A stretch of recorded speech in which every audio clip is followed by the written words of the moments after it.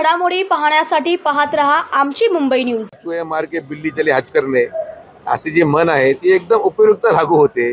ज्यांनी सगळ्यांचे घरं फोडले, म्हणजे मी पण त्याचा ज्याला म्हणतो लोकसभेला मागच्या माझे सख्खे काका कोणाच्या स्टेजवर कोण घेऊन गेलं, बीड असेल, असे किती घरं ज्यांनी फोडले। आज त्यांचं घर फुटलं तर ही ज्याला म्हणतो कर्मा असतो, आणि कर्मा हा जो जसं करेल त्याला तसं भोगावं लागेल, आणि ते भोगू राहिलेत, हा कर्माचं फळ आहे।